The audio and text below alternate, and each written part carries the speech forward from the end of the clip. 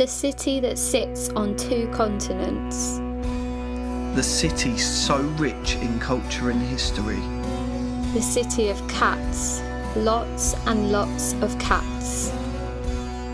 And by far the most beautiful city we have visited yet. We're Amy and Dee. And welcome to Istanbul. Join us in this mini-series as we explore the city of Istanbul.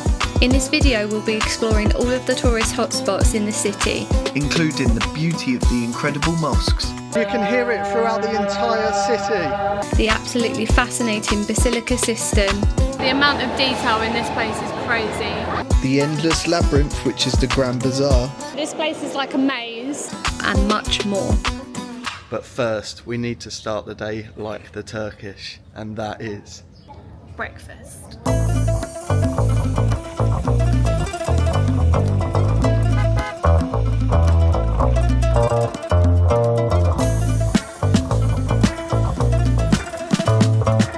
So we've ordered a traditional Turkish breakfast. It's called the Supreme Breakfast, which is basically a massive spread of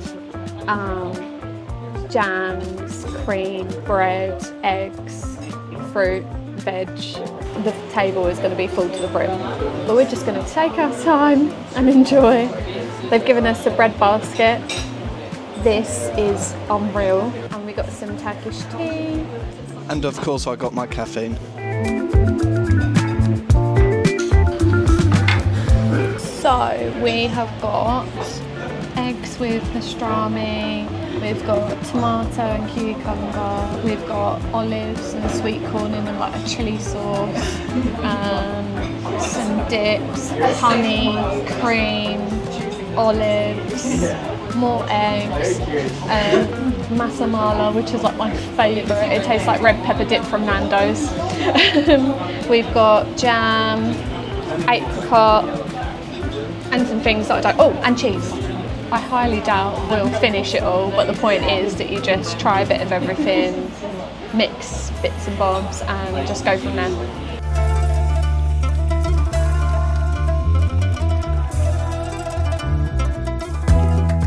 We have barely made a mark on this breakfast and we are defeated. My favourite bit was the cream and honey. So I loved the cream and honey, but I also loved getting a piece of cheese and putting this masamala, is it? We are so defeated. Why did we think we could eat this much? So we actually found that breakfast place by watching No Mac on YouTube, and we saw him go there. So we did come a bit out of our way to go to that, but it was well worth it, 100%.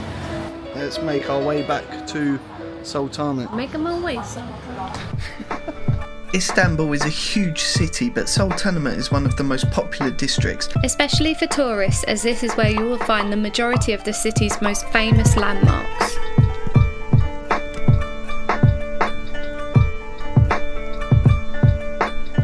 So we are back on the main strip, or what do you call it, square, in Sultanate. This entire place is revolved around the 2 main buildings here. We have the Blue Mosque and we have the Hagia Sophia, which face directly opposite each other with these beautiful gardens and fountains in between them.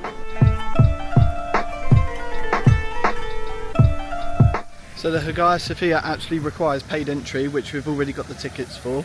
The Blue Mosque, being a mosque, is you can just visit, but I believe you do have to wait, and you obviously can't visit during prayer time. And obviously visiting mosques, you have to dress appropriately. I'm in trousers for the first time, it's very warm. We have to keep shoulders covered and everything. Amy has to wear a headdress going in. It is 30+ degrees, so we're going to visit both mosques, head back to the hotel, have a dip in the pool, get changed, and then come back out.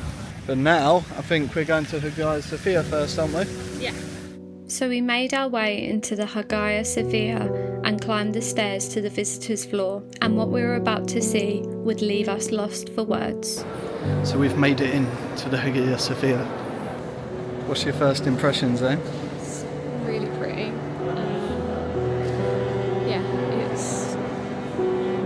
don't even know what to say. Yeah, it's hard to find the words.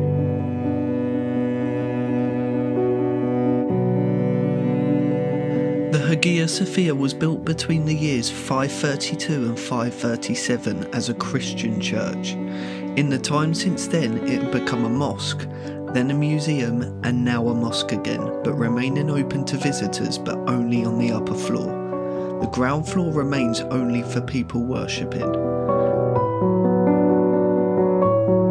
As we took our time to explore, we could watch the history of this building unfold around us.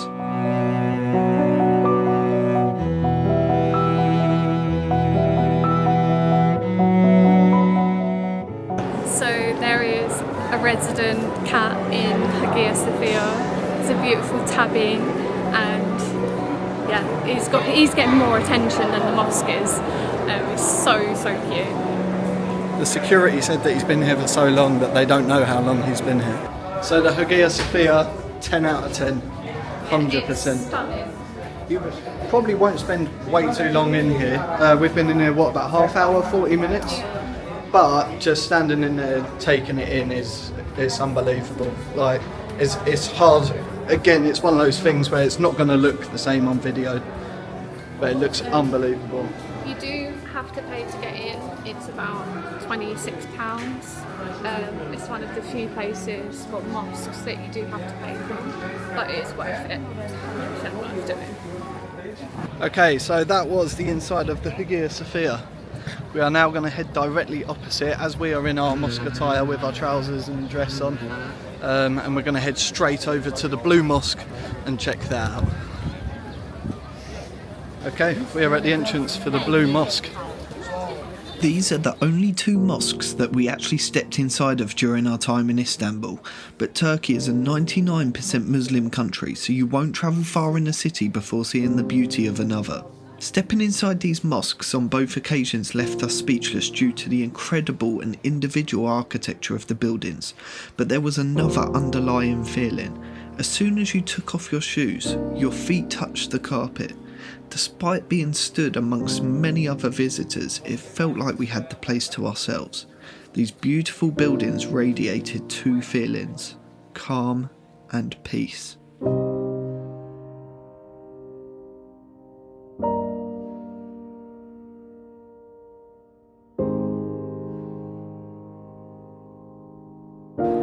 These buildings are so impressive.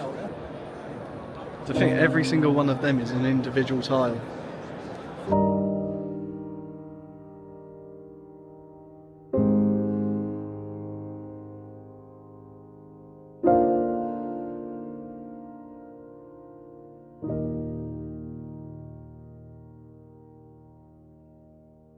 So the Blue Mosque is incredible, like probably one of the most beautiful things we've seen. And it is getting to that peak heat time, so we are struggling a little bit. Temperature check. It feels way hotter than that though. Spicy. So we have decided, because it is the super hot midday sun, because we're also so close to our hotel, we're going to go back, have a dip in the pool for an hour, and then we're going to come back out and make our way to the Basilica Cistern and the Grand Bazaar. We'll see you after we've been in the pool.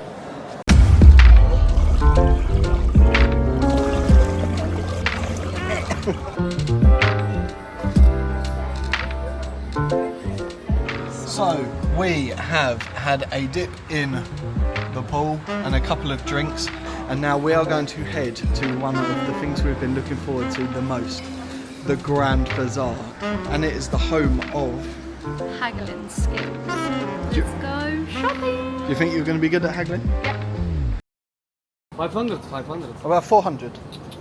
No? No move at all. Just a heads up, by the way, if you are coming to Istanbul or somewhere like this where it is the culture for people to kind of try and grab you into their shops and stuff, don't be put off, because the people here are so lovely.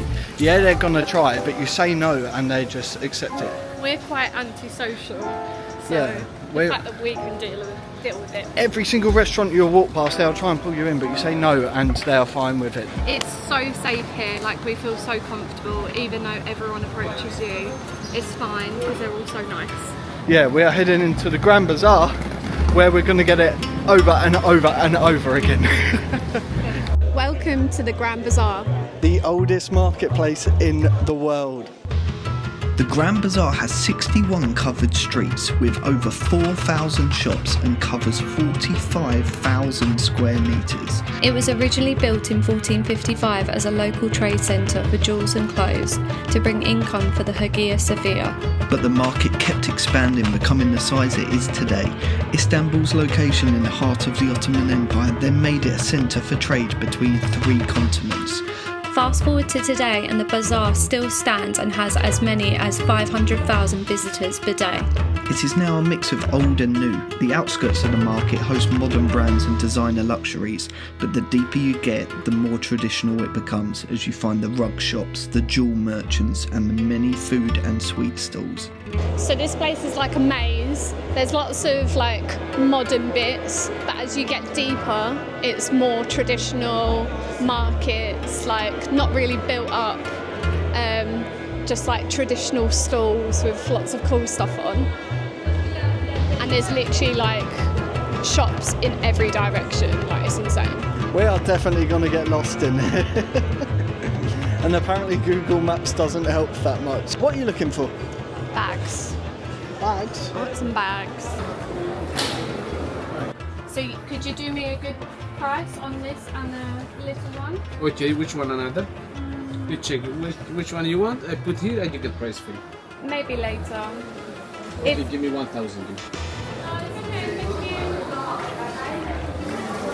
Only good price now, not later. He kept cutting me off. I was going to say, that's fine. If you're not giving me a good price later, don't come back.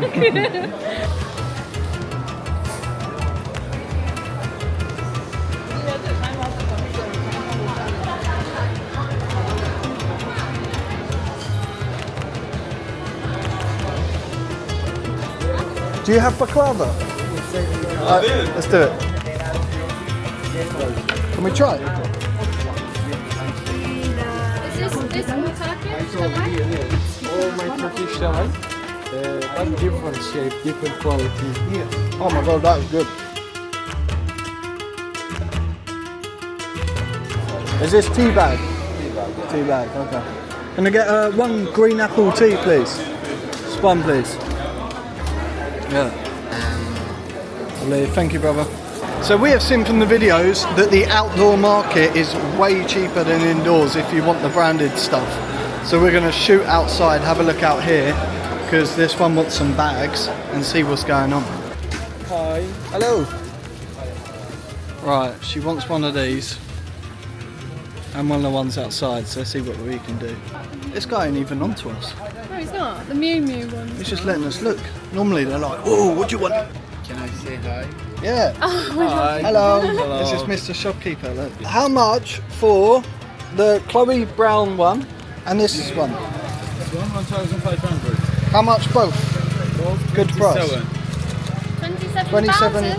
2,700 lira. 2,700. Cool, that's breaking my heart, that is. Is it lot? Yeah. 58 English money. It's good. 1,800. No business. No business. Let's try this. 2,300. Let's try What's 2,000. 2,300? Yes. That's £53. 2,000. Okay, make 2,100. 2,000. 100. 2,000 for both. This, the Gucci, Yes. and the Chloe for 2,000 pounds. 2,000. Yeah? 2,000. Okay, good. Yeah? Oh, Hey! yes, my guy. Here's our guy. 2,000. This is for YouTube. Yeah, YouTube. I thought you said it's the bag for me. Yeah. my Chanel, yeah. Both your bags, 2,000 lira. 7, 8, 9, 10, 11. Take 7. 2,000. There was two. Have you did it wrong? No, Have a good, yeah. Have a good day, my friend. Thank you so much. Good day. All the best. You too, mate. Bye bye. She spent all our money on handbags now, so we're poor. How can I get your money?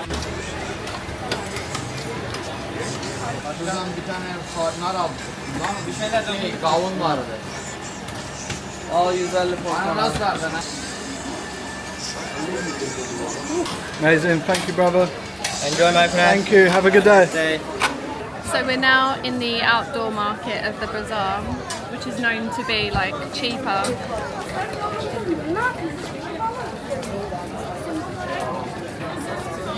So we actually found a really local looking kebab place. I went to sit down and Amy reminded me we actually have no money. So we've just gone and find a cash machine and hopefully there's still a table at this place.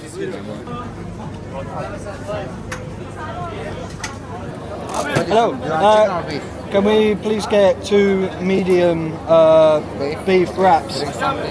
Can we get 1 water? One water. Oh, you want water? 2 water, please. Fresh juice, orange juice, pomegranate juice. Oh no, just water, please. Thank you.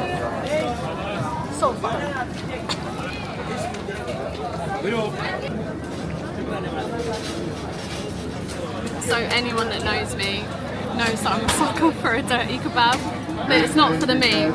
I love these pickled jalapeno chili. This wrap is very good. We're literally just sat right in the middle of the hustle and bustle of it. So we finally made our way from the Grand Bazaar market and we've now entered the spice market, so the Egyptian spice bazaar. It smells ridiculous. It looks really cool. I think it looks cooler than the Grand Bazaar actually. But yeah, we're going to have a little wander around here now.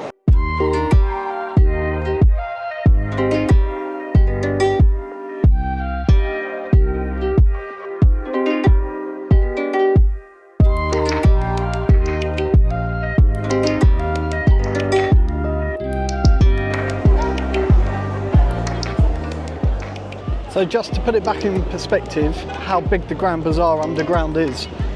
We started close to our hotel and we've ended up leaving it on the dock. So that above ground is about a 45-minute walk. Yeah, it's pretty big. Amy's busy feeding pigeons outside of the mosque. I'm gonna visit one of the many street vendors and get myself a sweet corn.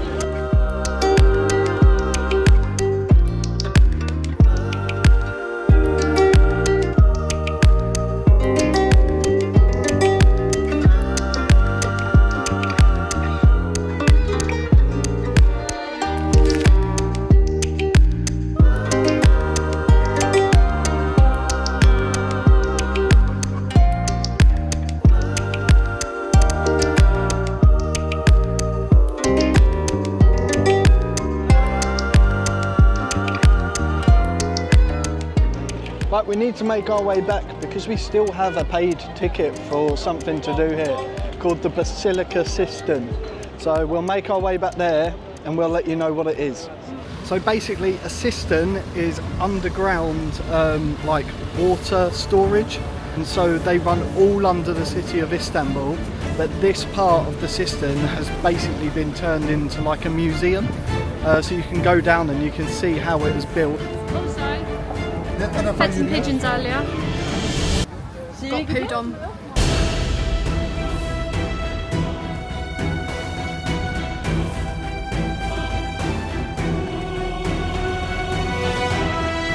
It's literally columns, you can't see it on here, but as far as your eye can see.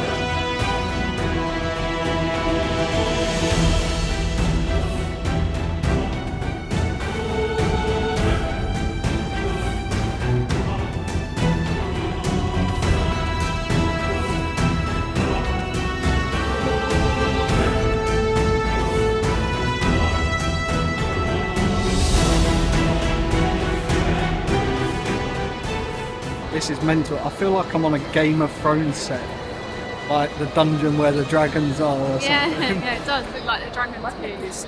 So I think this is a real thing, this isn't a set. This has been purpose built to store their water like a long time ago. Now they just use it as a museum. So the amount of detail in this place is crazy, just to store water. Even the ceiling. Yeah, even the ceiling is just stunning. There's just like so much detail. What is that and why are you here? What on earth? Can't read it, so I guess we'll never know.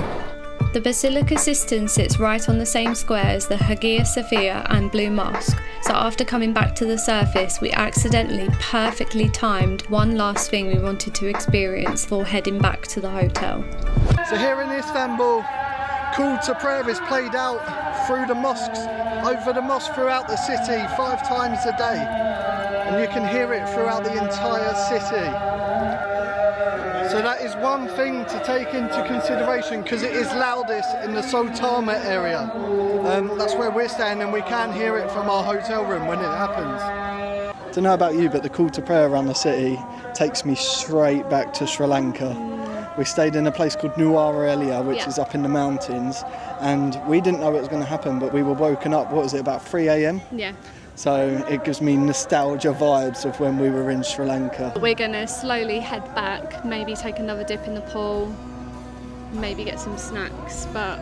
It is 5 p.m. Yeah. We've done a lot today, done a lot. So we will see you tomorrow when we will be exploring more of Istanbul.